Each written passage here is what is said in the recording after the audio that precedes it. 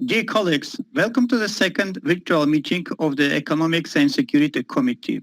Today, Chers collègues, bienvenue à notre réunion de commission. J'espérais que l'on puisse retrouver en présentiel. Néanmoins, c'est un très grand plaisir de pouvoir vous voir sur cette plateforme aujourd'hui. Donc, je déclare cette séance ouverte. Je souhaiterais également accueillir tous les membres de la Commission de l'économie et de la sécurité. Notre objectif est d'examiner la dernière version de tous nos rapports lors de notre séance annuelle à Athènes, ou si besoin, nous pouvons procéder à notre tour de réunion en ligne. Alors, quelques informations pratiques. Nous avons 2 projets de rapport de nos rapporteurs des sous-comités, Jean-Marie Bockel, Ousrine Armonaït, nous allons discuter aujourd'hui, et vous pouvez retrouver le projet d'ordre du jour sur le site de l'Assemblée parlementaire de l'OTAN. Aujourd'hui, nous avons un timing très serré. Nous allons nous efforcer de respecter un délai de 2 heures. Nous allons donc être obligés de faire preuve de beaucoup de discipline lors de nos échanges. Je vais structurer la réunion de la manière suivante. Je vais demander au sénateur Bockel de présenter son rapport. Ensuite, nous allons prendre tous les commentaires. Il va y répondre à tous ces commentaires et toutes ces questions à la fin. Nous allons procéder de la même manière pour le rapport, pour le deuxième rapport. Et je vais demander à tous les membres, à toutes les délégations ayant des commentaires, des suggestions spécifiques, de les envoyer par mail à Paul Cook, qui est le directeur de cette commission, si vous n'avez pas pu le faire avant cette réunion. Cela serait très utile lors du prochain projet de rapport pour la deuxième lecture cet automne à Athènes, nous espérons. Enfin, dernier rappel, il faut utiliser un casque de bonne qualité et un micro de haute qualité si vous prenez la parole. Sinon, cela peut poser problème pour l'interprétation de vos interventions. Je vais donc demander que la commission approuve l'ordre du jour. Y a-t-il des commentaires? Y a-t-il des objections à ce projet d'ordre du jour? Sinon, très bien, je vous en remercie. Ce projet d'ordre du jour est adopté. Maintenant, je vais donner la parole à notre rapporteur qui va présenter le rapport sur les relations économiques transatlantiques, la crise du Golfe et les marchés mondiaux de l'énergie. Je souhaiterais indiquer que c'est la dernière réunion du sénateur auprès de notre assemblée parlementaire. Il ne va pas participer aux prochaines élections. Et c'est pour cette raison que je souhaiterais saisir cette occasion pour vous remercier, Jean-Marie, pour les services que vous avez rendus à cette commission. Cela a toujours été un très grand plaisir de travailler avec vous. Et nous nous souvenons en particulier de la visite à Paris, à Toulouse, que vous avez organisée pour que l'on puisse apprendre davantage sur l'industrie spatiale française européenne. Vous allez nous manquer dans cette commission. Vous avez travaillé très dur. Nous avons beaucoup apprécié ces efforts ainsi que votre participation au nom de toute cette commission et de notre secrétariat. Je souhaiterais vous souhaiter tout le meilleur lors de cette nouvelle phase de votre vie qui démarre et nous espérons pouvoir vous retrouver très prochainement. Très prochainement, le sénateur Bockel parlera en français. Si vous voulez écouter l'interprétation anglaise, il faut choisir cette langue. C'est en bas de l'écran.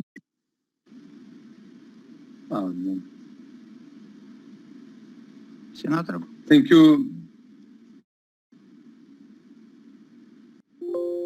please switch Thank you on very much. camera. Thank you very much, Chairman. Merci beaucoup.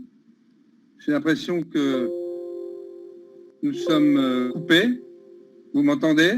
On vous entend, mais on ne vous voit pas.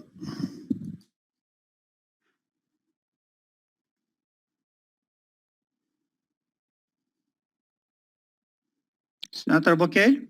Seems as though we might have be logging out to log back in. We have a Il semblerait que nous ayons rencontré quelques difficultés techniques. Nous pouvons peut-être attendre quelques instants. Je suis sûre que le sénateur va tenter de rejoindre la réunion.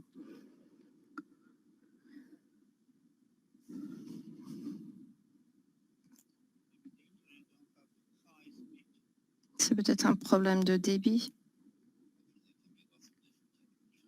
En effet, nous devons faire face à un certain nombre de défis techniques.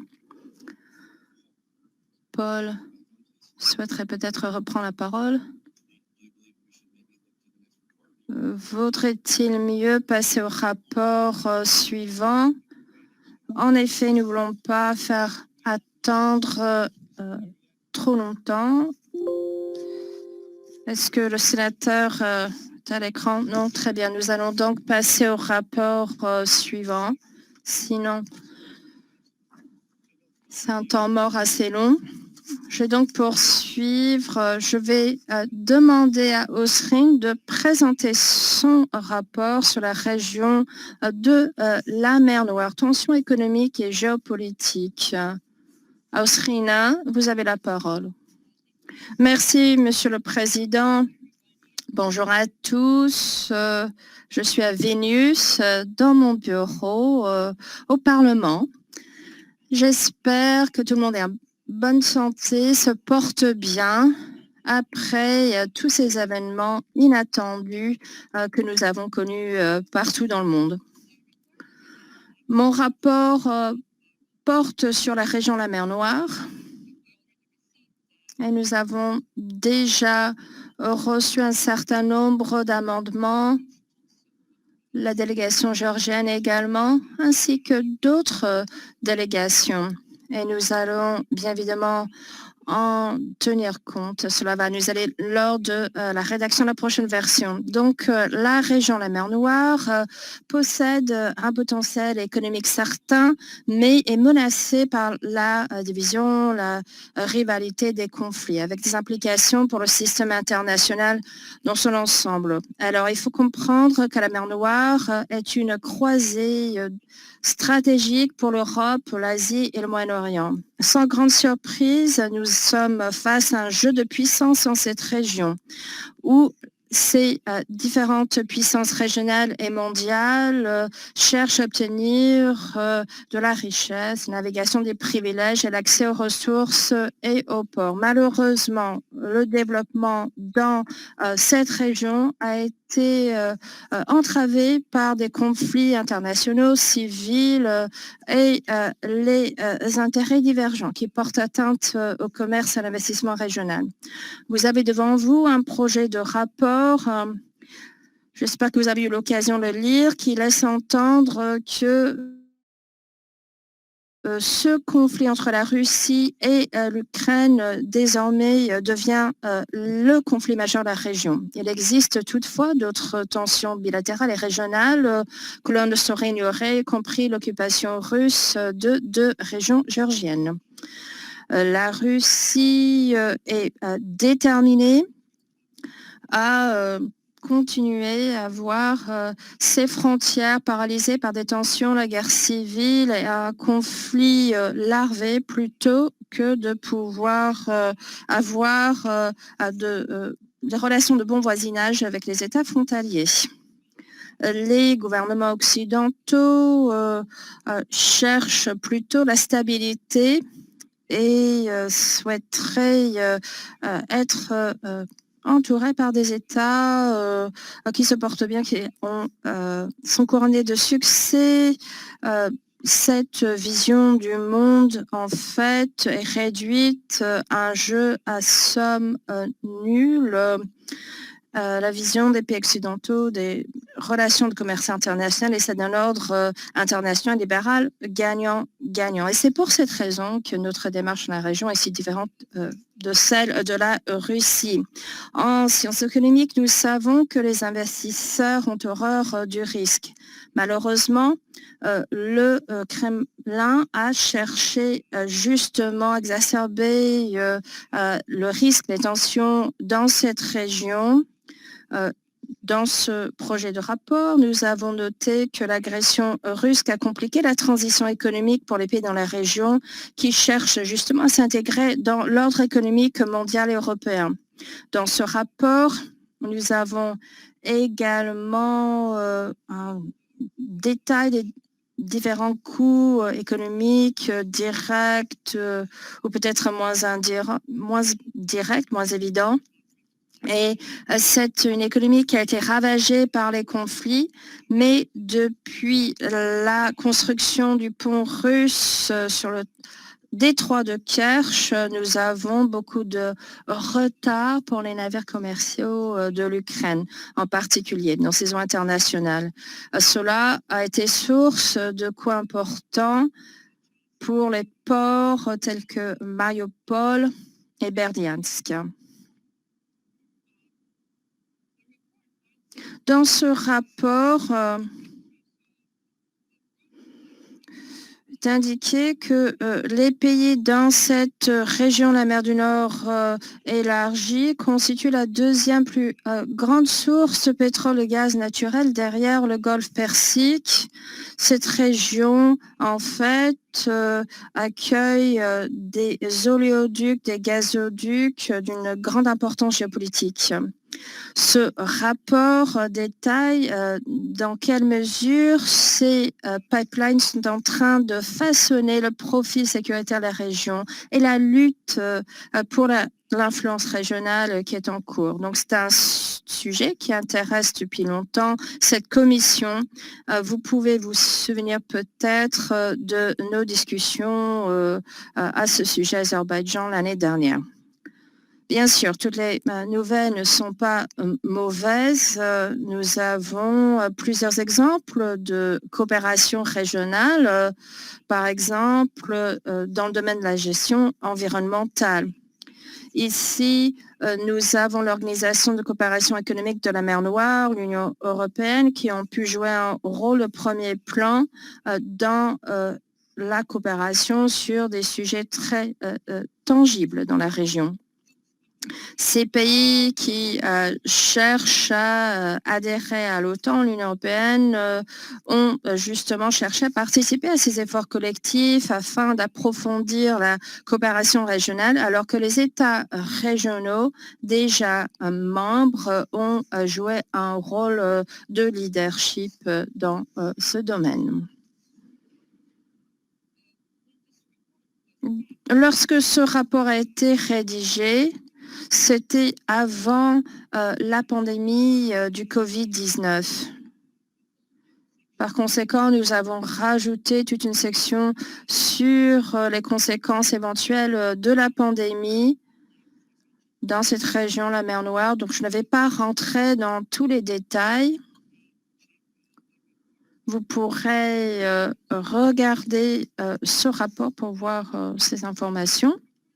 Ce projet de rapport se conclut en appelant les États membres de l'OTAN à continuer à insister sur le respect du droit international dans la région de la mer Noire, y compris en ce qui concerne les principes d'indépendance, de souveraineté, d'intégrité territoriale, ainsi que le respect de la Convention des Nations Unies sur le droit à la mer. Cela comprend la liberté de navigation.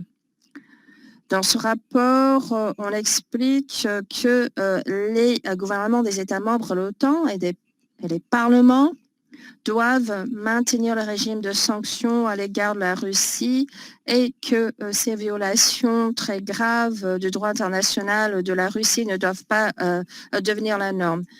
Donc, en Europe, dans la région, les efforts en place pour construire des infrastructures énergétiques flexibles devraient être maintenus afin de pouvoir minimiser la capacité d'une seule puissance de couper cette énergie. En Lituanie, notamment, nous savons à quel point ces ressources énergétiques sont essentielles. De la même manière, ces stratégies de diversification énergétique sont primordiales, mais il va falloir également des efforts de coopération à l'échelle de toute la région. L'organisation de coopération économique de la mer Noire va continuer à chercher à faire appliquer le principe de dialogue, de chercher à mettre en place des accords dans le domaine de la navigation maritime, la gestion environnementale, dans le domaine de la pêche. Là, il faudrait du dialogue. Dans un monde parfait, on pourrait aller plus loin, mais cela sera peut-être difficile actuellement. Je rajouterai enfin qu'il est important pour les alliés de maintenir un front uni face à l'agression russe dans la région. Bien évidemment, cela n'exclut pas une coopération avec la Russie, mais désormais, cela sera extrêmement difficile. Là où la Russie menace la sécurité européenne et transatlantique, il faut que l'on s'y oppose de manière forte à cet impérialisme russe, de pouvoir organiser des élections libres, promouvoir la démocratie et bien évidemment le respect des frontières des autres pays. Je vous remercie de votre attention. Austrian, for your speech. Okay. Merci beaucoup pour votre discours. Il y a une demande d'Azerbaïdjan. Malahat Ibrahim Gzi.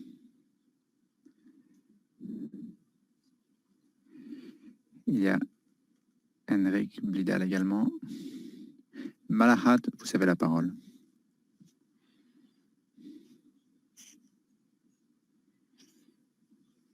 Je voudrais vous dire bonjour et je suis très heureux de vous revoir. Merci beaucoup de me donner la possibilité de partager mon opinion. En tant que membre d'un pays de la mer Noire, votre présentation est très importante. J'aimerais vous parler de la sécurité énergétique dans la région, car vous le savez, l'Azerbaïdjan veut apporter une contribution positive à la sécurité énergétique de l'Europe, mais vous savez, l'Arménie, avec ses provocations, entraîne l'instabilité et cela met en danger l'équilibre de la région. J'aimerais exprimer ma préoccupation concernant les provocations militaires de l'Arménie et des risques que cela représente pour l'infrastructure énergétique et cela présente un risque pour l'approvisionnement énergétique de l'Europe. Ce qui est encore plus décevant, c'est que l'Arménie a eu recours à de telles provocations alors que le monde est aux prises avec la pandémie de Covid-19.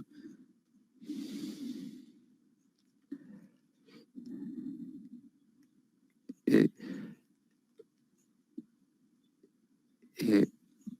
par son attitude, l'Arménie met de l'huile sur le feu. Je demande à l'Assemblée parlementaire de l'OTAN de prendre des mesures pour augmenter la sécurité et la stabilité de la mer Noire. Je voudrais féliciter nos collègues turcs pour les ressources qui ont été découvertes dans la mer Noire. Nous espérons que la découverte de ces champs gaziers pourront apporter une contribution positive à la sécurité énergétique de l'Europe. J'aimerais dire quelques mots sur l'escalade entre la Grèce et la Turquie. La position officielle de l'Azerbaïdjan a été exprimée très clairement par le président Azeri. Nous pensons que les activités de la Turquie dans la partie orientale de la Méditerranée respecte le droit international. Et cela concerne la sécurité de la région. La région apprécie les efforts de l'OTAN pour réduire les tensions croissantes entre deux membres de l'OTAN. Nous sommes convaincus que les efforts de l'OTAN vont apporter la paix et la stabilité dans la Méditerranée orientale. Je vous remercie de votre attention. Merci beaucoup, Malahat. Il y a 2 ans, notre comité a visité Bakou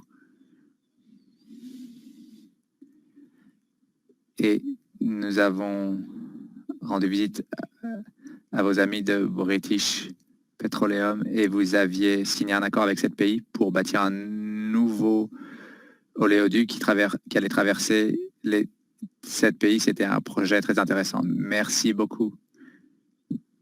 Merci. Ethan, y a-t-il d'autres questions? Je vois que Jean-Marie Bocal est présent. Je crois qu'il voulait essayer son micro. Hank Vidal, secrétaire général adjoint, a une question. Bonjour Evans, je suis très heureux de vous voir. Très bon rapport, je dois le dire. Tout à fait pertinent. Je parle. Je proviens d'un des plus grands ports de la mer Baltique.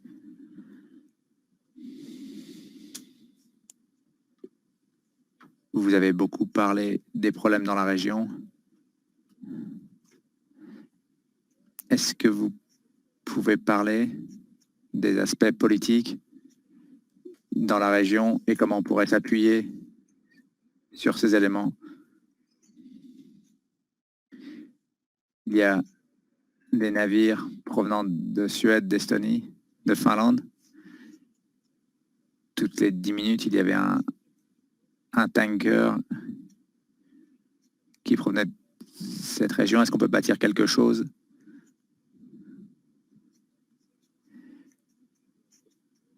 L'Organisation mondiale du tourisme organise sa séance annuelle en Géorgie. Et quelles sont les bonnes nouvelles et comment on pourrait se servir de cela pour lancer une dynamique positive? Merci pour votre intervention.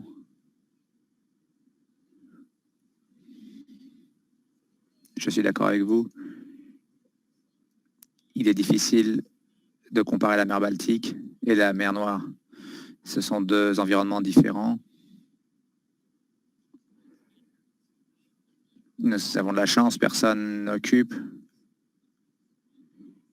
les pays autour de la mer Baltique. La région de la mer Noire est plus complexe parce qu'il y a des pays de l'OTAN, la Turquie, il y a la Roumanie, la Bulgarie, la Russie et la Crimée qui est occupée par les forces russes. Et bien entendu, je suis optimiste tout comme vous. Il y a ce cadre de coopération dans la mer Noire. Ça pourrait servir de base à une coopération accrue dans différents secteurs comme les pêcheries ou le tourisme, etc.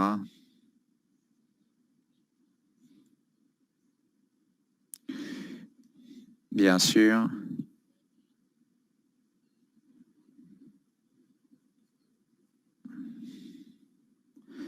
Nous allons devoir coopérer. Il est très difficile de coopérer quand vous avez des valeurs qui sont à l'opposé. Dans la mer Baltique, il y a les pays baltes, bien sûr il y a la Russie. Je l'espère que l'avenir sera radieux dans la région de la mer Noire. Je vous remercie. Merci, Osrina. La mer Noire n'a pas uniquement une très bonne position économique.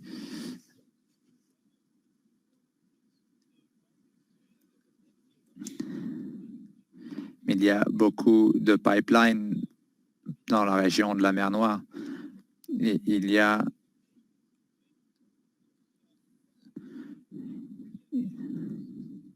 la question de l'écosystème, de l'environnement dans la mer Noire. Et il y a la question de la protection de l'environnement.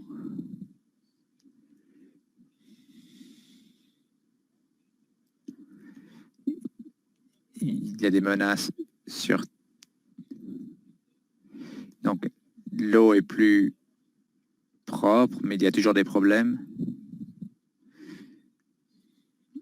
Et donc, il y a cette question d'écosystèmes qui sont endommagés. On doit en parler dans nos rapports.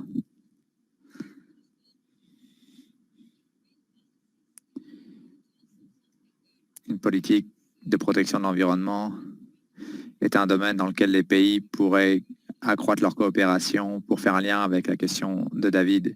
Bien sûr, c'est une priorité, pas uniquement pour l'Union. Donc l'Union européenne va investir fortement.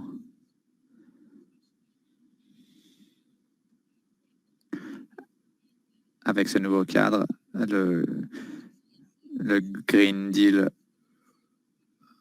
nouvelle donne verte européenne.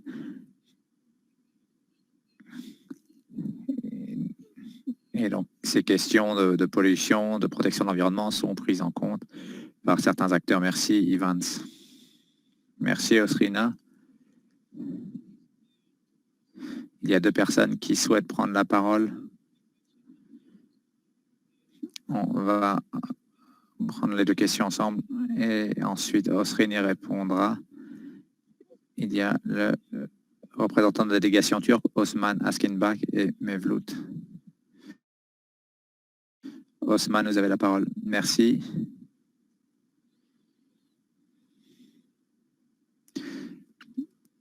Je suis à Istanbul. Je suis au bord de la mer Noire. Merci donc pour ce rapport. Nous avons soumis des commentaires et des modifications. La mer Noire est très importante pour la Turquie et pour l'OTAN également.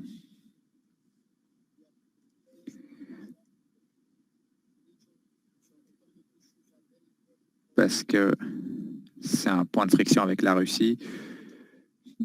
L'économie de la région est quelque chose d'important.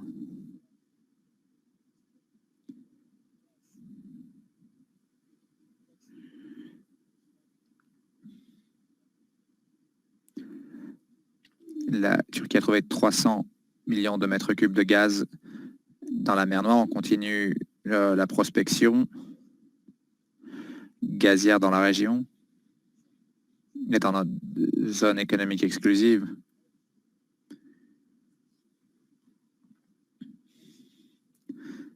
La Turquie a des navires qui traversent la mer Noire et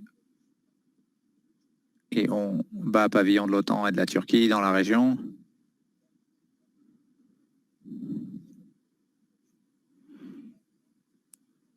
Et nous avons dit à plusieurs reprises qu'on ne peut pas accepter l'occupation illégale de la Crimée.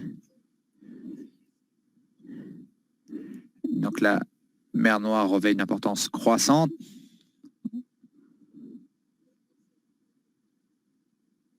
Nous avons de très bonnes relations avec les autres membres de l'OTAN, riverains de la mer Noire, la Bulgarie, la Roumanie, également avec la Géorgie qui n'est pas membre de l'OTAN. La Turquie joue un rôle clé dans la mer Noire. J'aimerais faire un autre commentaire et poser une question. Le problème est la suivante.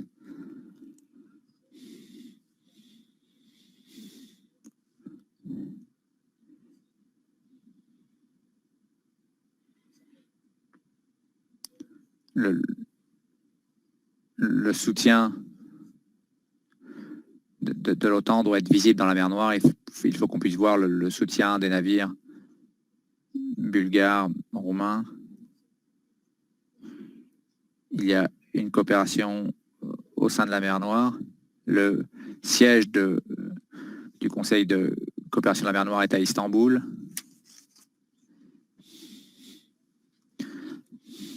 Merci pour ce rapport. Ma question est la suivante.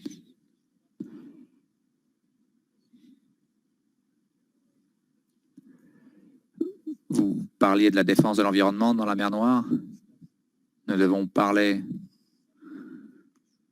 de certains des problèmes parce que la mer Noire est de plus en plus polluée. Nous avons donc un problème avec la mer Noire. Il y a des problèmes en matière de pêcherie et d'autres questions et j'aimerais savoir ce que vous avez à dire en la matière. Ça nous attriste de voir que la mer Noire est polluée. Merci Osman. Question suivante de Mevlut. Karakaya, vous avez la parole, mais Osrine, vous pourrez répondre.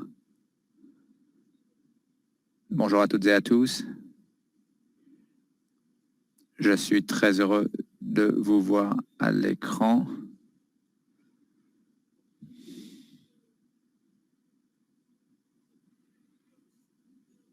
J'aimerais dire quelques mots sur la question.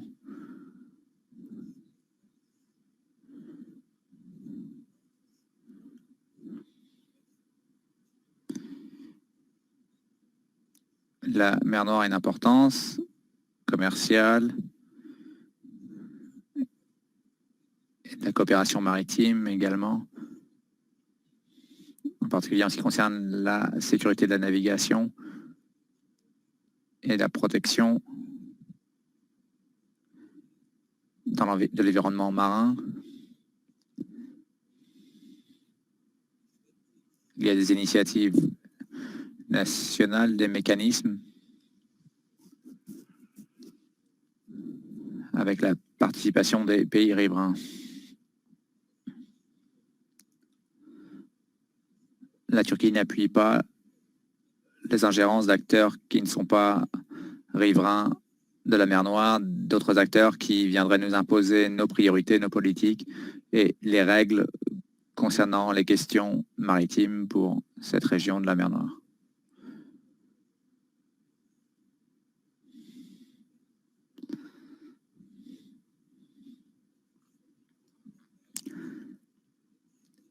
Et donc, il y a des efforts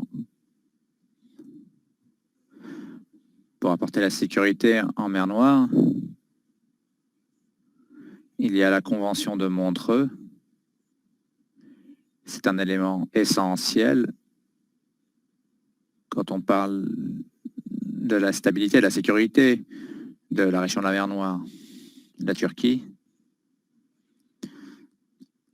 a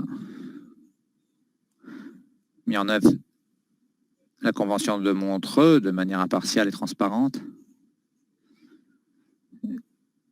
depuis la signature de cette convention il y a 84 ans. Merci pour cette présentation très détaillée. Je n'ai pas de questions. Merci à nouveau. Merci Mevlut. Osrine, vous avez la parole. Merci beaucoup.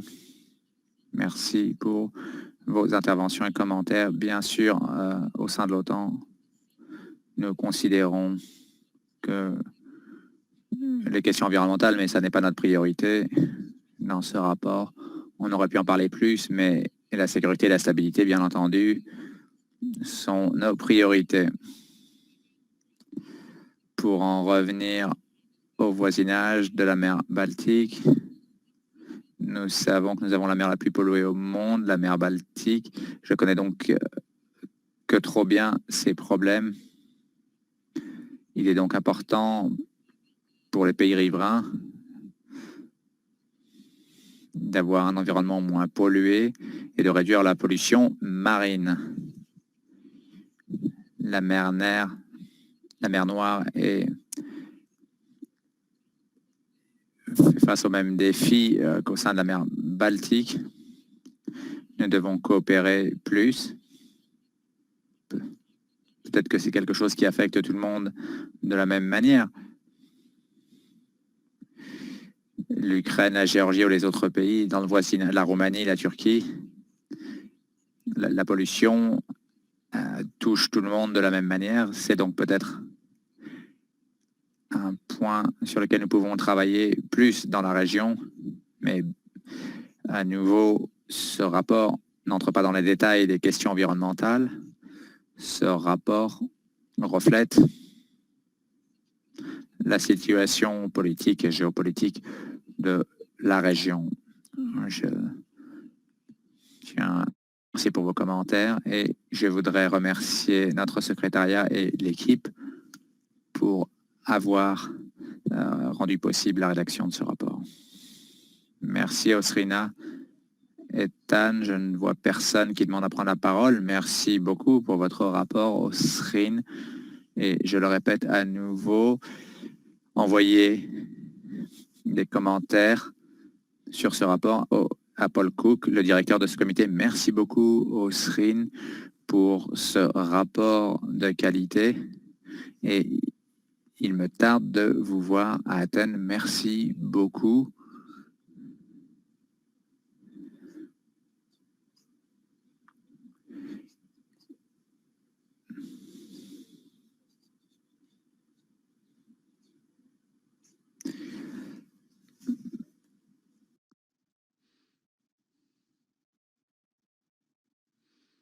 Something happened.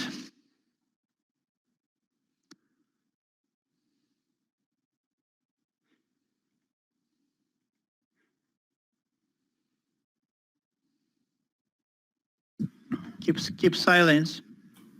Certainly, always. Nous avons toujours quelques soucis techniques avec ces réunions. Attendons peut-être une petite minute pour voir si Monsieur le sénateur Bockel peut nous rejoindre. Donc je vous demanderai un petit peu de patience, quelques minutes pour faire en sorte que le sénateur nous rejoigne. Voilà, je crois qu'il nous a rejoints. The floor is yours. And Senator Bockel will present the draft report of the Subcommittee on Transatlantic Economic Relations. Le sénateur Bockel va nous présenter le rapport dont il a la charge. Monsieur le sénateur, vous avez la parole.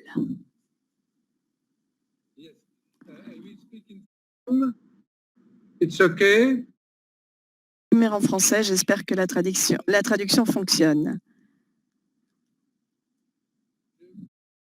Changer le dispositif en catastrophe et donc je n'ai pas d'écouteurs, alors que tout à l'heure sur le portable j'en avais. Est-ce que vous m'entendez, les interprètes? Tout va bien, monsieur. Parfait. Alors je voudrais Le sénateur. excuser de ces problèmes de connexion, remercier le président de son propos aimable me concernant puisque c'est ma dernière réunion. Je voudrais dire que j'ai également beaucoup apprécié pendant ces années la manière dont il a présidé la commission. Je voudrais raconter une anecdote personnelle nous concernant. Il y a quelques années, nous étions tous les deux en compétition pour le rapport général de la commission et je crois que nous avons été départagés à une voix près.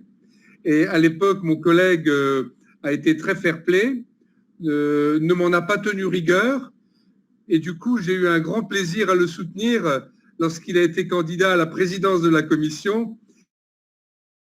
Et finalement, je pense que ce petit moment d'attente n'a fait que conforter sa vocation à cette présidence de commission qu'il assume très bien. Je pense qu'il me pardonnera d'avoir raconté cette anecdote qui est toute à son honneur. Voilà, je vois qu'il rit, donc la traduction est très bonne. D'ailleurs, je n'en doutais pas. Monsieur le Président... We'll be friends for all time. Thank you. Thank you very much. Que le rapport que je vais vous présenter a été rédigé au printemps.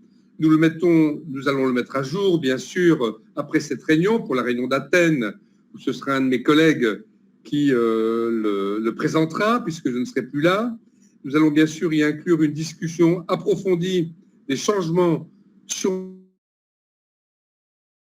les marchés mondiaux de l'énergie qui sont liés à la crise économique et sanitaire mondiale que nous vivons actuellement et qui, naturellement, sont importants aussi pour la région du Golfe. Le rapport rappelle que les États arabes du Golfe ont longtemps été le pivot du système énergétique mondial et ce sont par ailleurs parmi les pays les plus riches du monde. Avant l'apparition déjà de la pandémie du Covid-19, la position des pays du Golfe sur le marché mondial était déjà confrontée à de nouveaux défis. C'était d'abord l'expansion de la production nord-américaine de pétrole et de gaz de schiste, avec une baisse du coût des énergies renouvelables et bien sûr l'apparition des préoccupations liées au changement climatique. Il y a bien sûr eu au fil des années de nouvelles incertitudes. Ainsi, avant la crise, les États-Unis étaient sur le point de devenir un exportateur net d'énergie, avec évidemment les changements géostratégiques, y compris sur les régions du Golfe que l'on peut imaginer. Mais il faut bien dire que là aussi, les perspectives ont changé de manière radicale. D'abord, rappelons qu'avant la crise, les producteurs américains pouvaient profiter des hausses des prix pour augmenter leur production. Et cette hausse de la production faisait ensuite baisser les prix. D'une certaine manière, ils avaient la main. L'effondrement des prix du pétrole en mars, leur stabilisation à un niveau très bas, environ $45 le baril, soit un montant inférieur au seuil de rentabilité pour une grande partie de leur production pétrolière non conventionnelle, a eu un impact dévastateur sur ces producteurs qui ne sont plus compétitifs. Et naturellement, cette baisse de la compétitivité américaine a renforcé la position de l'OPEP, c'est-à-dire l'organisation des pays du monde arabe en matière pétrolière, bien qu'elle ait été obligée d'ailleurs de fonctionner elle aussi à des prix plus bas en raison de l'effondrement de la demande mondiale. Le pétrole du Golfe est maintenant évidemment amené à prendre une part plus importante du marché américain et ça va continuer dans les mois à venir et ça va renverser la tendance récente de baisse des importations américaines et puis modifier évidemment les implications stratégiques qu'elles induisaient. La perspective d'une indépendance économique des États-Unis s'éloigne, d'une indépendance énergétique, des États-Unis s'éloigne et leur influence sur le marché mondial des produits énergétiques a diminué. Alors, on peut dire qu'il est peu probable qu'ils soient, les États-Unis, prochainement en mesure d'influencer les prix sur les marchés énergétiques. Le rapport explore également l'évolution du paysage géostratégique de la région du Golfe, les bouleversements sociaux des printemps arabes, les guerres en Irak, au Yémen, en Syrie, les tensions liées au programme d'armement nucléaire de l'Iran, avec l'interruption des négociations, des interventions également en Syrie, en Irak, au Liban et au Yémen, de l'Iran, l'intervention également saoudienne et des Émirats au Yémen, la rivalité au sein des pays du Golfe avec le Qatar et les autres pays du Golfe, tout ça donne l'image d'une région en crise.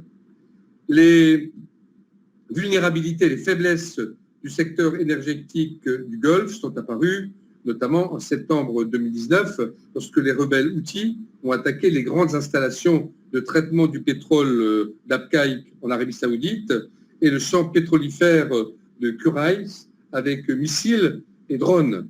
Les rebelles houthis ont revendiqué la responsabilité de ces attaques, mais de nombreux analystes, observateurs, pensent que l'Iran a soutenu ces attaques. Elles ont démontré, ces attaques, que des missiles ou des drones relativement peu coûteux, relativement rustiques, pouvaient avoir un impact important, très important sur le marché énergétique mondial, puisqu'elles ont entraîné une chute très conséquente, quoique temporaire, de la production saoudienne. La crise a également révélé à quel point les acteurs régionaux comptent sur les États-Unis et sur les alliés clés, comme par exemple la France, le Royaume-Uni, pour renforcer la stabilité régionale. La décision des États-Unis de puiser dans leurs réserves stratégiques a contribué à calmer les marchés à la suite de ces attaques et à minimiser le risque d'un choc économique mondial. Les États-Unis ont également annoncé leur intention de déployer davantage de forces dans la région à la demande de l'Arabie saoudite et des Émirats arabes unis. Le rapport examine aussi l'évolution des relations des États-Unis et de l'Union européenne avec cette région du Golfe, qu'il s'agisse de la communauté d'intérêt transatlantique dans le maintien et la stabilité de cette région, mais aussi des désaccords réels sur des questions telles que l'accord nucléaire avec l'Iran.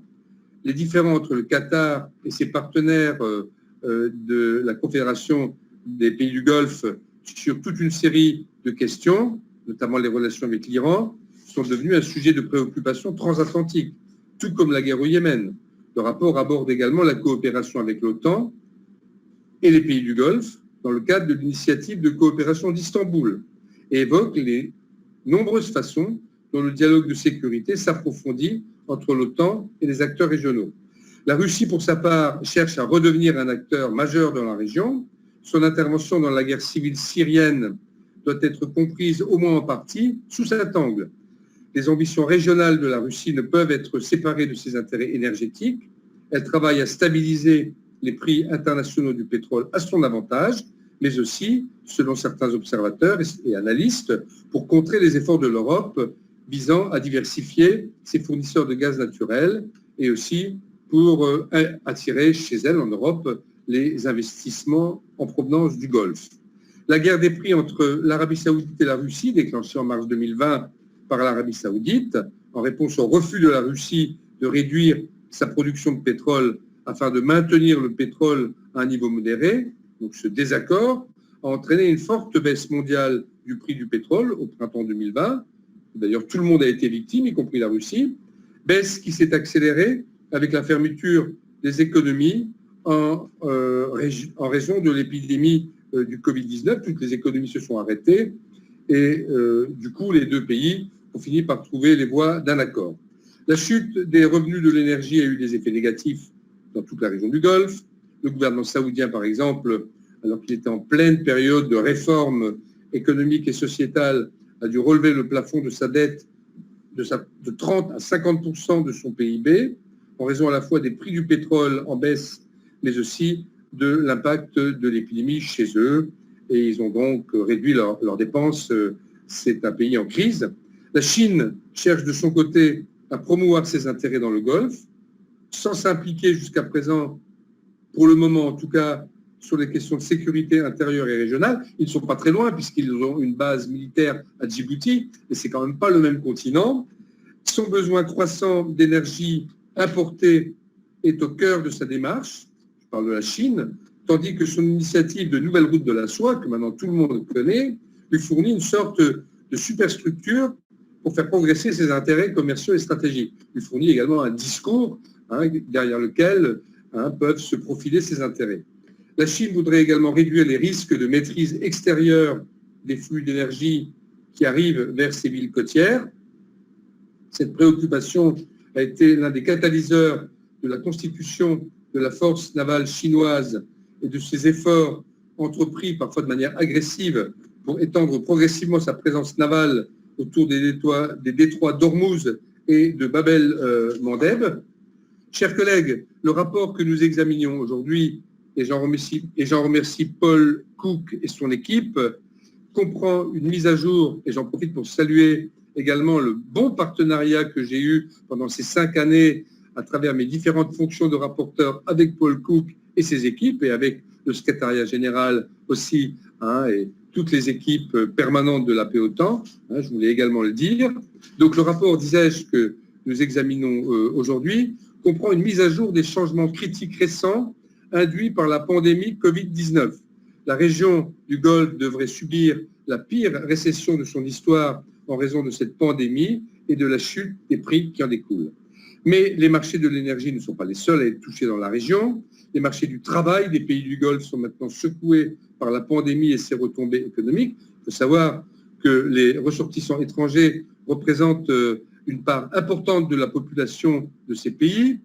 Ça dépend des pays, 66% pour le Koweït, 90% pour les Émirats arabes unis, 50% pour Oman, Bahreïn, plus d'un tiers de la population d'Arabie Saoudite, qui est quand même le pays le plus peuplé, c'est aussi énorme, et sont ainsi à craindre des expatriations forcées, des retours vers leur pays et des licenciements de migrants. Mais les pays de la région pourraient aussi pâtir de la perte des personnels médicaux et autres personnels spécialisés qui ne sont pas originaires de ces pays en cette période de crise et également sanitaire. Les secteurs du voyage, du tourisme de la région, bien sûr, comme partout dans le monde, ont été frappés, avec également un certain nombre de grands programmes très ambitieux de diversification de l'économie de ces pays, qui avaient commencé avant la crise, des programmes 2030, 2040, dans lesquels d'ailleurs les entreprises des pays occidentaux pouvaient avoir également des parts de marché intéressantes. Il y avait là des perspectives de développement. Tout ça est gelé actuellement et risque d'être réduit. La crise du Covid a également des répercussions géopolitiques inattendues. Ainsi, les Émirats arabes unis, le Qatar et le Koweït, par exemple, ont récemment offert une assistance médicale à l'Iran. C'est bien. Cela pourrait être compris comme une tentative de renverser lentement ce que certains dans la région pensaient être une marche vers la guerre avec la République islamique. Cependant, les tensions entre le Qatar et ses partenaires des pays du Golfe persistent, même si par moments on a cru que ça allait s'atténuer, mais ça n'est pas encore le cas.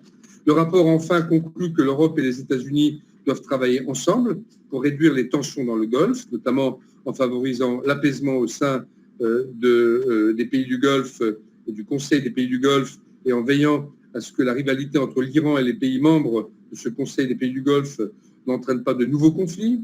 L'OTAN a un rôle important à jouer en veillant à ce que les alliés soient sur la même longueur d'onde en ce qui concerne le Golfe, mais aussi qu'ils travaillent en coopération avec leurs partenaires régionaux, avec des pays importants qui ne sont pas officiellement liés à l'organisation, comme l'Arabie saoudite, par exemple. Le rapport suggère qu'à long terme, la stabilité dans le Golfe exigera que ces sociétés deviennent plus diversifiées sur le plan économique, plus ouvertes, plus tolérantes, et que les réformes visant à parvenir à une répartition plus équitable des richesses seront essentielles, de même que les réformes sociétales, la place de la femme, etc., les libertés qui avaient commencé progressivement. Évidemment, ces réformes, on le voit en Arabie Saoudite, chaque fois, elles s'adossent également sur une certaine réussite économique. Quand l'économie va mal, c'est toujours plus difficile de réformer une société. Voilà. Avant d'écouter vos questions, et en m'excusant d'avoir été un peu long, comme c'est ma dernière intervention, j'ai remercié tous les partenaires de l'Assemblée de l'OTAN, mon collègue président de commission, mes collègues, le staff. Je voudrais également remercier côté français Lise Ménager, qui est administrateur au Sénat et qui, Paul Cook le sait, fait depuis des années aux côtés des collègues du Sénat français un travail de suivi très important. D'ailleurs, elle nous écoute. Merci, Monsieur le Président. Et vous venez, j'entends rien. Thank you very much, Jean-Marie Bockel, for your speech. It was excellent. Merci beaucoup, Monsieur Bockel, pour votre exposé, excellent exposé. J'ai 5 personnes sur la liste des demandes de parole. Alors, puis-je proposer à ces 5 personnes de poser les questions en bloc et nous proposerons à Monsieur Bockel de répondre en bloc également. Oui, tout à fait. Nous allons procéder de la sorte, dit Ethan. Nous allons commencer par Marios Salmas de la Grèce. Bonjour, je voudrais remercier Jean-Marie pour un excellent exposé. La Grèce est un membre de l'Alliance Atlantique qui est proche de la région. Et je voudrais à ce titre faire quelques remarques. La sécurité énergétique est une responsabilité partagée, collective, une composante essentielle de nos situations nationales, de nos sociétés.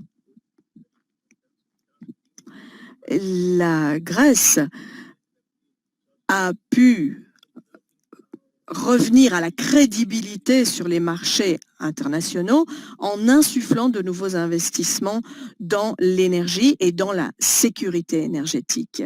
Nous le faisons en fait en travaillant de nouvelles connexions énergétiques, de nouvelles sources d'approvisionnement par le truchement d'accords et de formats bilatéraux, trilatéraux, multilatéraux avec des pays comme Chypre, Israël, l'Égypte, la Bulgarie, etc. Le but étant de maximiser la sécurité énergétique et de le faire sur base multilatérale au niveau de l'Union européenne et de l'Agence internationale de l'énergie. Pour ce faire, nous avons mis en œuvre des projets de pipeline, TAFT et IGB notamment, mais aussi des projets de développement d'infrastructures énergétiques comme les gazoducs, notamment le FSRU à Alexandropolis, ainsi d'ailleurs que les activités gazières qui sont développées sur le pourtour de la Méditerranée. Merci beaucoup. Merci Marius. Henrik Blidal de l'Assemblée parlementaire.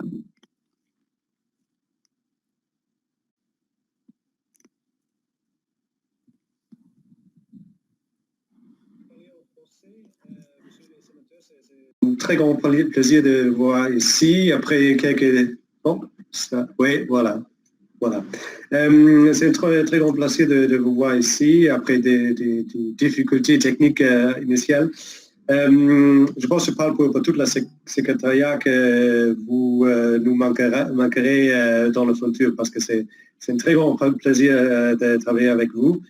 Et merci pour votre travail au sein de l'Assemblée.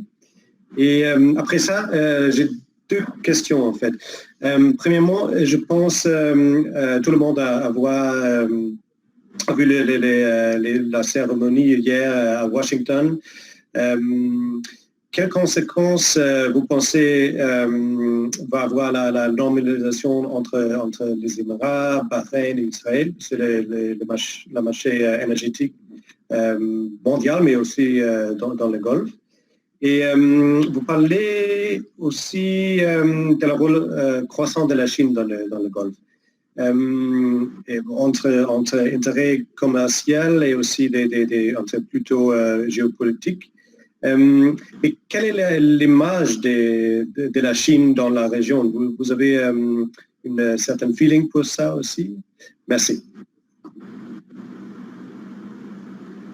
Our next speaker will be Congressman Rick Larsen. Nous avons Congressman Rick Larsen des États-Unis.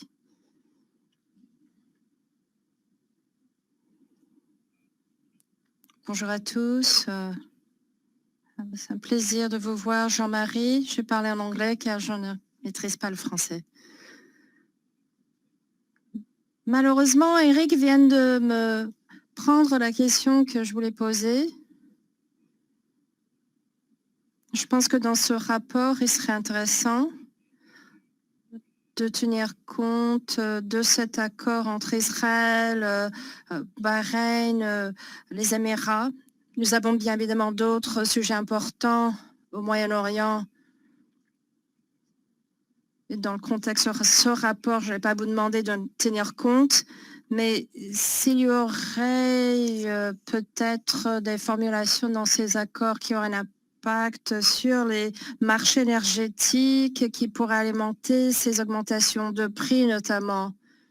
Si vous pourriez dans ce rapport peut-être refléter cela serait très utile. Merci beaucoup et merci beaucoup pour tout ce que vous avez fait auprès de l'Assemblée parlementaire de l'OTAN, Jean-Marie. Lord Jocelyne.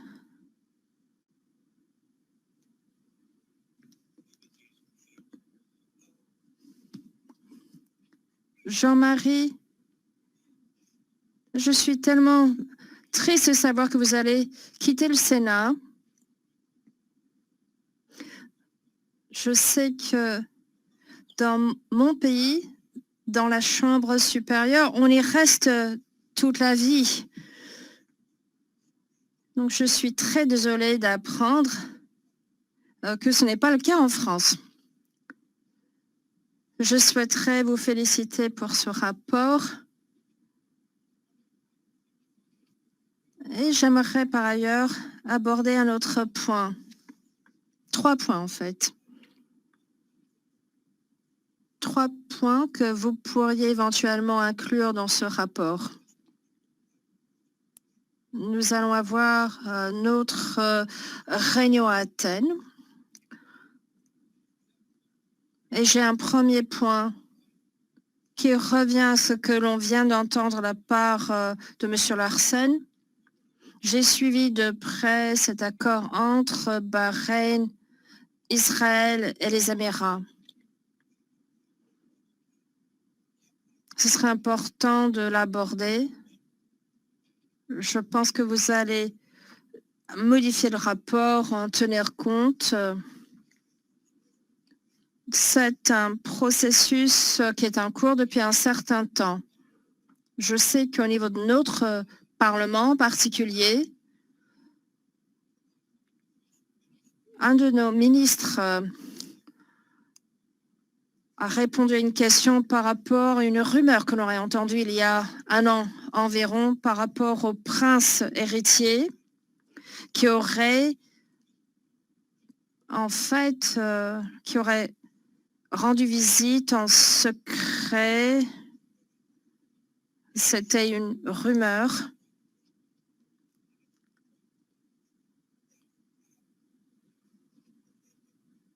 Donc je ne sais pas si on a pu vérifier cette information. Ce serait intéressant peut-être d'inclure ce point, de voir si son pays pourrait éventuellement se joindre à cet accord. Lord Joplin, je suis désolée de vous interrompre, mais il faudrait peut-être déplacer votre micro car le son est très haché. Vous êtes difficilement audible. Deux autres questions que j'ai été un peu étonnée de ne pas voir dans le rapport. Un premier point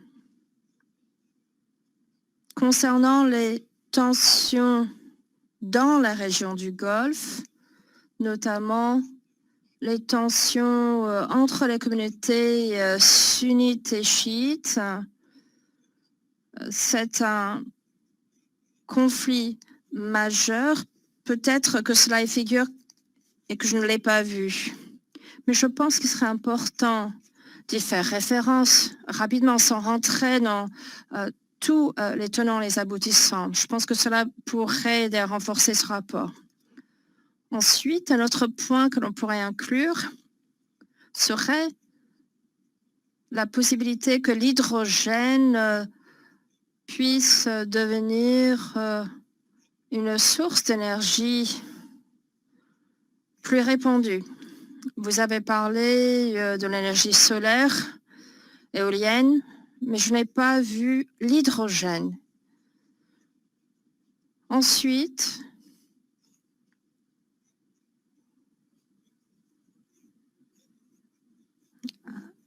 un des autres intervenants a déjà parlé de diversification. C'est peut-être dans vos propos introductifs. Cela a été très bien développé dans le rapport. Mais Dubaï ne possède pas d'hydrocarbures, quasiment pas, et souhaiterait devenir un centre financier touristique. Et dans ce rapport, on parle justement des problèmes économiques qui frappent Dubaï. Et besoin d'aide financière qu'ils auraient. Ensuite, un commentaire par rapport à la Russie. Au paragraphe 66, référence est faite au seuil de rentabilité pour les pays du Golfe pour l'extraction pétrolière.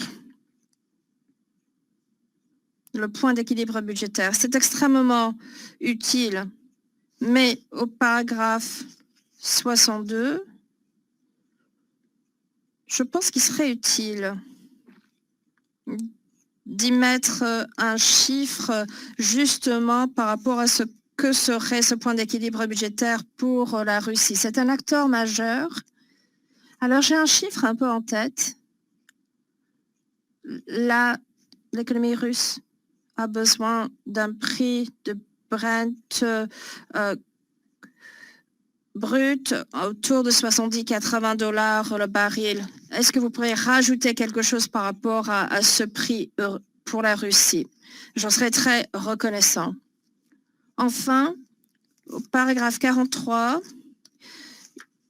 vous abordez les priorités de la Russie. La deuxième étant de porter atteinte aux efforts européens de diversifier leur approvisionnement en gaz naturel. Mais au paragraphe 46, donc 3 paragraphes plus loin, vous indiquez que la Russie n'a pas intérêt à voir l'Europe diversifier ses sources d'énergie. Alors, s'agit-il d'une faute de frappe? Je ne sais pas. Mais j'ai l'impression qu'il y a une petite contradiction entre ces deux paragraphes. Vous pourrez peut-être regarder ce point, et je me trompe peut-être, mais j'ai vu une contradiction entre ces paragraphes. Je vous remercie, excusez-moi d'avoir été un peu long. Merci beaucoup, Lord Joplin. Un dernier nom inscrit à la liste. Neil Dunn des États-Unis. Neil, vous avez la parole. Très bien. Est-ce que tout le monde m'entend? Parfait. Merci beaucoup. Je souhaiterais remercier le sénateur pour son travail, pour ce rapport. J'ai quelques commentaires très rapides. Il y avait quelques préoccupations par rapport au retrait de l'Amérique du Golfe Persique. Je vous assure que nous avons des intérêts pérennes dans la région et une présence dans la région. En ce qui concerne le rapport lui-même, nous sommes en train de nous pencher sur la question de la sécurité énergétique dans le Golfe Persique. Il faut savoir que ce sont des pays qui sont en train de construire des centrales nucléaires de l'ordre d'1 giga, les Émirats, l'Arabie Saoudite, entre autres. Donc cela fait partie des enjeux énergétiques dans la région. Une question sur laquelle doit se pencher le temps est de savoir si ces centrales nucléaires seront conçues et construite par des membres de l'OTAN ou par la Chine ou la Russie. Une fois de plus, nous ne pouvons voter par rapport à cette construction. Cela va se faire. Il n'y a plus rien à faire par rapport à ce point. Mais de savoir quels pays vont les aider, notamment par rapport au cycle de carburant. Depuis 2022 pays se sont engagés dans des projets de construction pour ces centrales nucléaires. 97 sont russes ou chinoises. La technologie nucléaire est essentielle à notre sécurité nationale collective. Il est important de jouer un rôle de premier plan dans le domaine de la technologie. J'aimerais dans ce rapport que l'on aborde l'importance du développement de l'énergie nucléaire et le rôle que jouerait l'OTAN dans ce domaine. Merci. Merci beaucoup, Neil. Jean-Marie, vous avez la parole. Oui, je vous remercie, Monsieur le Président. Ce sont des questions très intéressantes. C'est vrai que je ne l'ai pas dit tout à l'heure, mais depuis 3 ans, j'ai été pas mal présent dans les pays du Golfe parce que je préside le groupe de suivi de ces pays au sein du Sénat français. Donc j'ai eu il y a un problème avec les uns et les autres. Vous m'entendez toujours? Oui, on vous entend très bien, merci. Parfait. Je voulais dire, avant de répondre de manière sérieuse, avec un petit clin d'œil à mon collègue britannique, que effectivement, j'aurais pu rester au Sénat et donc à la paix OTAN. J'aurais pu me représenter. Je pense que c'est une question que je me suis posée, mais j'ai considéré qu'après 40 ans de vie politique, député, sénateur, ministre, élu local, je voulais un peu tourner une page dans ma vie et passer à autre chose. Voilà, alors je voudrais dire à notre collègue grec que je comprends tout à fait l'importance de son attention à ces questions. Évidemment, dans la Méditerranée, ces questions sont d'actualité avec les problématiques d'exploration de nouveaux gisements et avec évidemment le souci, et l'OTAN évidemment peut jouer un rôle important de dialogue avec les uns et les autres, de permettre qu'aucun pays dans la région ne soit lésée. C'est vrai que entre les îles grecques qui vont aux portes de la Turquie et la Turquie qui a des eaux territoriales et des zones économiques, évidemment, qui parfois s'entrechoquent avec les îles grecques, c'est pas toujours, et ça ne date pas de la période récente et des tensions récentes, ça n'est pas une question simple, hein, il faut le dire objectivement, et je pense que notre devoir, c'est toujours de privilégier, y compris sur ces questions de recherche de sources énergétiques, la voie du dialogue, de la négociation, de la recherche de compromis sur un secteur territorial compliqué. Et je crois que l'OTAN peut aussi être le garant de cette démarche pacifique. Concernant différents points de différents collègues qu'ils aimeraient rajouter, moi, je suis tout à fait d'accord, hein, tout à fait d'accord de rappeler évidemment l'implication, de parler, peut-être d'insister davantage sur l'implication chinoise dans la région. Le collègue m'a demandé mon opinion personnelle. Je pense qu'on va de toute façon devoir s'habituer à faire avec une présence chinoise dans la région, et pas simplement en mer de Chine, hein, mais là aussi, je pense que les pays du Golfe, comme un certain nombre de pays de continents voisins, comme l'Afrique par exemple, font aujourd'hui la part des choses entre une Chine qui, à un moment donné, apparaissait comme le sauveur, apparaissait comme l'allié, comment dirais-je, le nouveau soin possible, et la possibilité de mettre en compétition les alliés traditionnels avec cette Chine qui arrivait avec toutes les vertus.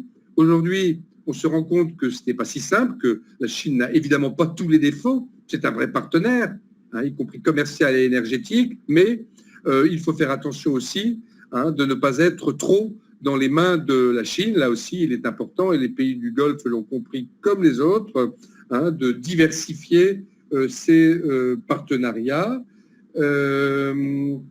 Concernant les États-Unis, je n'ai jamais voulu dire, et je crois que vous l'avez bien compris, que les problèmes énergétiques auxquels étaient confrontés aujourd'hui les États-Unis par rapport à l'époque où ses ressources propres lui conféraient une certaine force, hein, dans le marché mondial de l'énergie, ça ne veut pas dire que l'Amérique ne s'intéresse pas à la région. Et d'ailleurs, le rôle qu'ont joué les États-Unis sur ce fameux accord entre Israël et certains pays du Golfe, et que plusieurs collègues ont rappelé, le montre bien. Ça montre d'ailleurs en creux, moi qui suis européen, la faiblesse de l'Europe sur cette problématique d'Israël, de la Palestine et de la paix dans la région. Ça, c'est une interpellation aux pays européens, y compris aux pays européens membres de l'OTAN. Mais en attendant, moi, je fais partie de ceux qui saluent l'engagement des États-Unis, car cette démarche est une démarche aussi de stabilité et de paix dans la région du Golfe. On sait d'ailleurs que les partenariats étaient déjà anciens, mais là, cette officialisation, ça n'est pas quelque chose de neutre, ça crée un nouveau rapport de force, y compris politique, et je suis tout à fait d'accord pour dire que même sous l'angle du travail énergétique contenu dans ce rapport, il faut se référer fortement à cet accord. Le collègue britannique évoquait la position de l'Arabie saoudite. Là, on est sur une question très politique. Tout le monde sait, c'est un pays que je connais un peu, est un pays qui bouge en ce moment, hein, au-delà de l'écume des choses, au-delà de certains scandales qu'il y a pu y avoir, et je n'y reviens pas, mais c'est un pays qui bouge au niveau de sa société, hein, de sa modernisation. Mais autant tout le monde sait que depuis longtemps, il y a des relations, y compris sur le plan sécuritaire, entre l'Arabie saoudite et Israël, et bien sûr les États-Unis, et Israël, mais tout le monde sait aussi qu'aujourd'hui, comment vous dire, les Saoudiens savent aussi jusqu'où il est possible d'aller, et surtout en ces temps de crise économique, il y a certains gestes peut-être publics qui risqueraient d'être mal compris par la population, par l'opinion publique, car ces pays, même si ce n'est pas des démocraties, ils ont des opinions publiques, vous le savez bien, d'où une certaine prudence.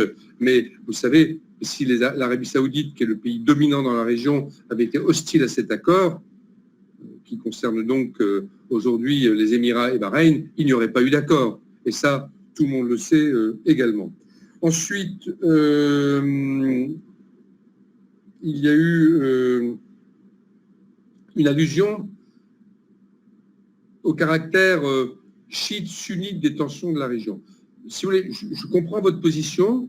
Cette question, évidemment, existe, elle est ancienne, cette différence. Moi, je fais partie des gens qui n'ont jamais voulu expliquer principalement les tensions qui peuvent exister, non seulement dans le Golfe, mais dans le monde arabo-musulman en général, à travers le distinguo chiite-sunnite. On a connu des époques pas si lointaines où les chiites et les sunnites dans un même pays vivaient en bonne intelligence et où cette question n'était pas première. Cette question a été largement politisée. Et moi, je pense que ce n'est pas à nous de le faire encore davantage dans nos analyses et qu'au contraire, il faut peu à peu sortir de ce distinguo qui ne doit pas, même si je ne suis pas naïf en disant ça, je vois bien ce qui se passe à Bahreïn, par exemple, mais nous ne devons pas en rajouter sur ce distinguo chiite-sunnite. Le collègue britannique a également rappelé que dans le rappel de la diversification des sources d'énergie, qui est un enjeu important, partout dans le monde, dans nos pays, mais aussi dans les pays du Golfe, on ne doit pas oublier, évidemment, même si elle est pour le moment encore émergente, la source d'énergie liée à l'utilisation de l'hydrogène. Je suis tout à fait d'accord. Et dans le même esprit, je voudrais dire à notre collègue américain, le collègue Neil, que oui, bien sûr que nous devons parler du nucléaire, et nous devons d'autant plus en parler que il y a eu quand même cette première centrale nucléaire aux Émirats arabes unis, ce qui montre bien qu'un des pays les plus riches des pays du Golfe s'est engagé depuis longtemps dans cette démarche de diversification, fait partie des gens qui pensent, y compris en France, vous le savez, l'énergie nucléaire, c'est presque 70% de notre énergie et qu'on a une volonté d'aller progressivement vers 50% pour rééquilibrer avec d'autres sources d'énergie, y compris les énergies renouvelables. Mais je fais partie des gens qui pensent que le nucléaire continuera à jouer dans nos pays, dans nos sociétés et dans le monde un rôle important et que c'est heureux, y compris au regard des enjeux climatiques. C'est quand même une énergie largement décarbonée, donc nous ne devons pas la diaboliser, indépendamment de sa dimension stratégique que vous avez également eu raison de rappeler. Et c'est bien que dans ce rapport, peut-être, nous insistons davantage que nous l'avons fait sur ce point. Donc, je considère que toutes vos interventions sont utiles, constructives, et que nous devons les prendre en considération. Et je le dis à Paul Cook, dans les 2 semaines qui me restent encore comme sénateur, je veux bien, sous ma plume, avant de passer le relais pour Athènes aux collègues qui pourront à la suite prendre la responsabilité de ces amendements qui sortent du dialogue extrêmement riche et intéressant que nous avons eu à l'instant sur l'autorité attentive et compétente de notre président de commission. Thank you, Jean-Marie, for your response. Merci Jean-Marie pour cette réponse. Et vous serez toujours invité à l'Assemblée parlementaire de l'OTAN. Y a-t-il d'autres questions? Je ne vois pas de demande d'intervention. Merci.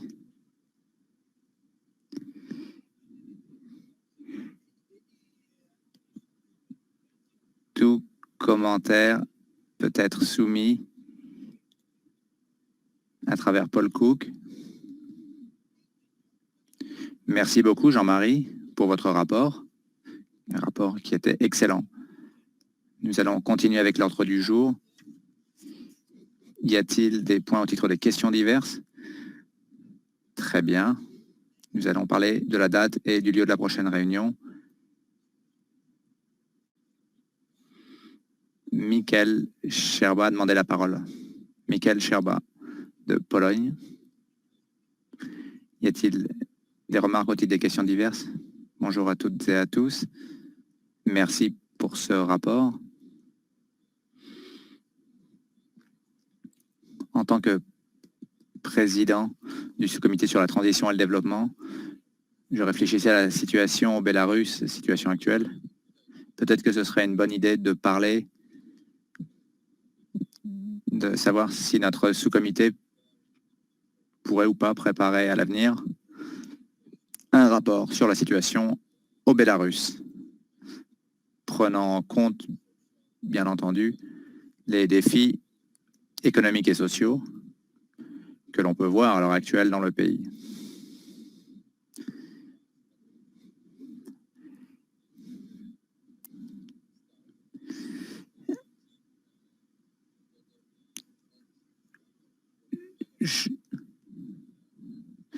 J'aimerais donc savoir si on pourrait avoir un tel rapport, quelle serait votre réaction par rapport à une telle idée?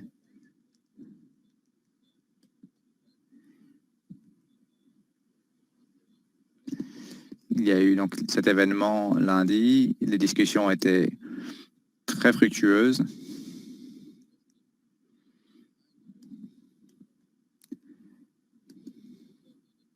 Je sais qu'il est difficile de préparer une résolution concernant la situation au Bélarus pour des raisons politiques, mais je pense que c'est une bonne idée d'utiliser cet outil que présentent les rapports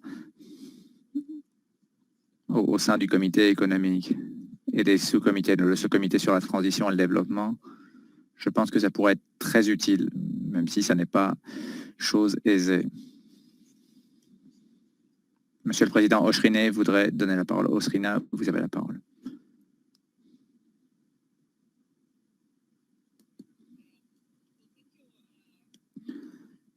Merci, Michal, pour cette idée. J'avais une idée à peu près similaire. Ce serait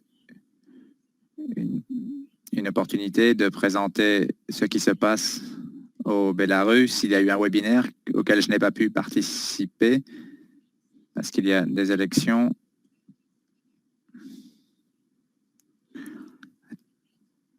À 30 km de la frontière de l'OTAN, un régime cruel viole les droits de l'homme. Ce ne sont pas que les violations des droits de l'homme.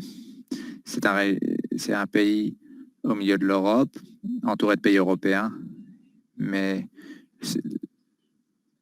ce régime se comporte comme les nazis ou comme les fascistes, comme les communistes au temps de Staline.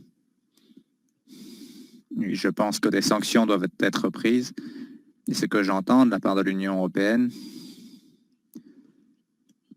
qu'il n'y a que 17 personnes qui seront inclus dans les sanctions, qui seront touchés par les sanctions, je pense que ce n'est pas suffisant. Et je pèse mes mots, il y a des centaines de personnes qui organisent des élections frauduleuses, des gens qui organisent une agression contre leur propre peuple. Tous les opposants sont en prison ou a dû quitter le pays.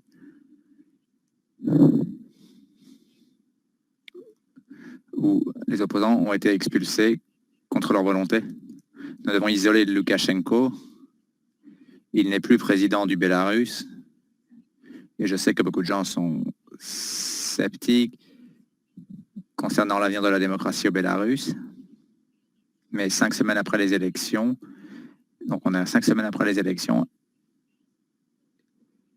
et chaque semaine, tous les week-ends, il y a énormément de personnes dans les rues, pas uniquement à Minsk, mais dans les autres villes, et pas uniquement dans le centre-ville de Minsk, mais dans différents quartiers de Minsk. C'est impressionnant. Et nous devons, en tant qu'organisation, en tant que pays défendant certaines valeurs, nous devons isoler le régime. En Bélarus, je crois au soft power, au pouvoir feutré, et les sanctions peuvent être efficaces à mon sens. L'Assemblée parlementaire de l'OTAN, pas forcément en tant qu'NPA, mais dans nos parlements nationaux, on pourrait plaider individuellement en faveur de sanctions. Je pense qu'il faut être plus ambitieux concernant les sanctions à l'encontre du Bélarus. Des centaines de personnes doivent être ciblées. Les personnes impliquées dans les violations des droits de l'homme ne doivent pas pouvoir se rendre en Europe et dépenser leur argent. Excusez-moi d'être un peu enflammé dans mes déclarations, mais ce qu'on voit, ce qui se passe, c'est absolument intolérable.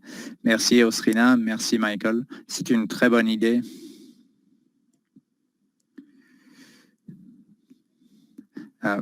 Monsieur Vitchorka.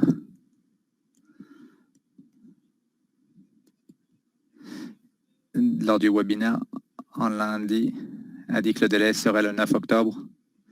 Il y aura l'inauguration de la présidence de Loukachenko.